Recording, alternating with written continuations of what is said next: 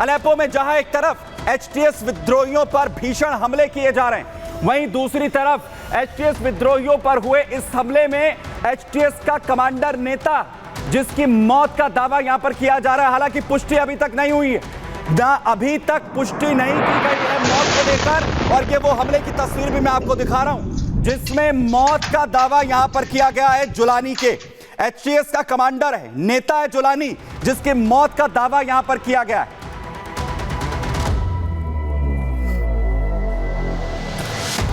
लेकिन इससे पहले जुलानी ने अपने कमांडर्स को, जब यह खबर सामने आई कि उसकी मौत हो गई है, उससे पहले यह दावा किया कैसे वो अपने तमाम कमांडर्स को जो है वो सीरिया में आगे बढ़ने के लिए कहता हुआ नजर आ रहा है। क्या उसने कहा?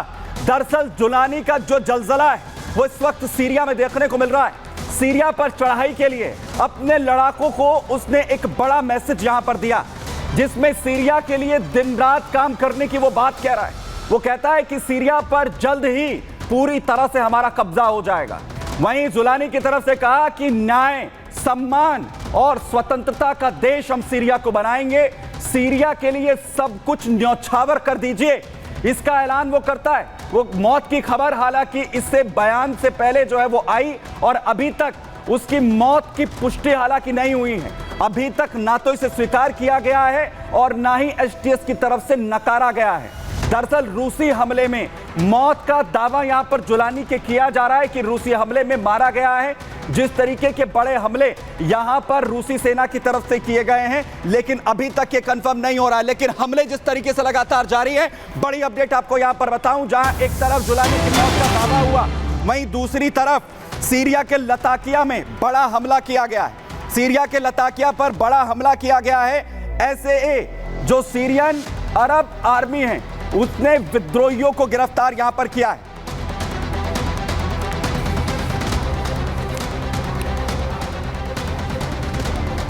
विद्रोही जो गुट हैं उनके लड़ाकों को गिरफ्तार यहां पर किया गया है, उन्हें पकड़ा गया है। तस्वीर देखिए, एसएए ने जो विद्रोहियों को पकड़ा है ये वो विद्रोही हैं जो पकड़े गए हैं एसएए की कार्रवाई में। लताकिया में बड़ी कार्रवाई जिस तरीके से की गई,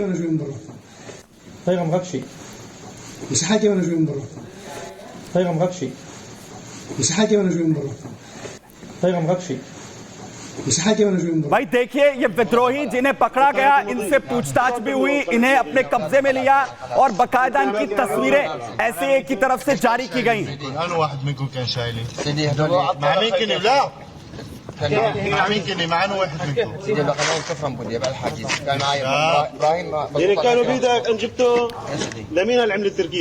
इनसे अब जो एसए के जो सैनिक हैं वो बात कर रहे हैं, पूछताछ कर रहे हैं। वहीं दूसरी तरफ देखिए हमले नहीं थम रहे हैं, सरकारी इमारतों को भी विद्रोही निशाना बना रहे हैं। सरकारी इमारतों पर बड़े हमले लगातार जारी हैं, एक के बाद एक फायरिंग हो रही है। फुल फ्रेम जरा तस्वीरें दिखाइए।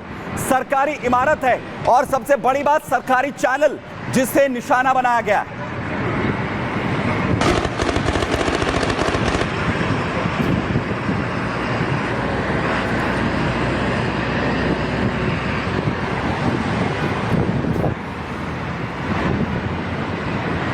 वहीं दूसरी तरफ जहां हमले लगातार हो रहे हैं तो वहीं लड़ाके क्या कुछ कर दे रहे हैं। जो सैन्य जो सीरिया की फोर्स है उसे पीछे धकेला जा रहा है, उसके हथियारों पर कब्जे हो रहे हैं।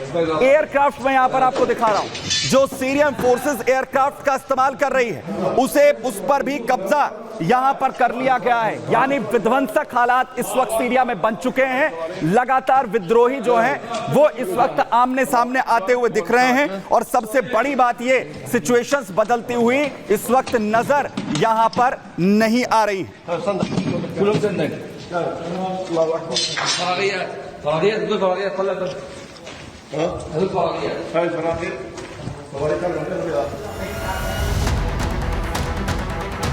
और कभी भी अब यह कहा जा रहा है कि अलेप्पो असद सरकार के हाथ से जाने वाला है, जैसे विद्रोही बड़े हमले यहां पर कर रहे हैं। क्या हालात हो रहे हैं जरा देखिए।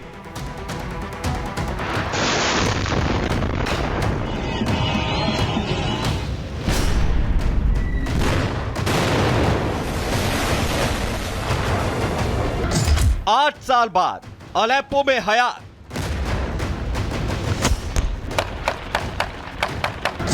तुर्की और ईरान पुतिन का क्या प्लान?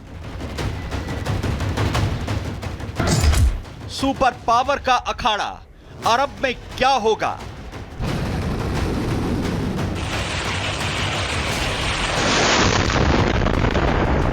गाजा और लेबनान के बाद अब एक और इस्लामिक देश सीरिया में भीषण जंग छिड़ गई है। कभी वैश्विक आतंकवादी संगठन अल-कायदा के सहयोगी रहे नुसरा फ्रंट, अब एचटीएस यानी हयात तहरीर अल शाम के विद्रोहियों ने हमले शुरू कर दिए हैं। एचटीएस तुर्की के सपोर्ट से सीरिया के दूसरे सबसे बड़े शहर अलेप्पो पर कब्जे का दावा कर रहा है। कभी एचटीएस अलेप्पो शहर पर बमबारी कर रहा है तो कभी सीरिया की आर्मी एचटीएस के ठिकानों को निशाना बना रही है। नुसरा फ्रंट जो एचटीएस का साथ दे रही है, ऐसे में उसका कमांड हेडक्वार्टर भी बम विस्फोट कर उड़ा दिया गया।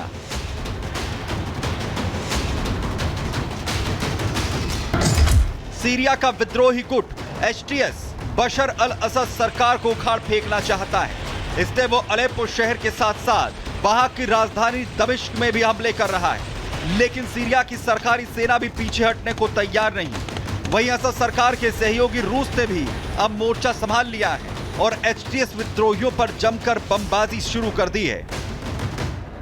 रूस ने सीरिया का साथ दिया तो इसका उसे फायदा भी मिल रहा है। सीरिया ने एचटीएस यानी हयात तहरीर अल शाम के कब्जे वाले कुछ इलाकों को वापस ले लिया है, जिसमें हल्फया, वैकर्नस, मोरेक, अल-फत्रा, अल-तंजारा और अल-अमीका शामिल है।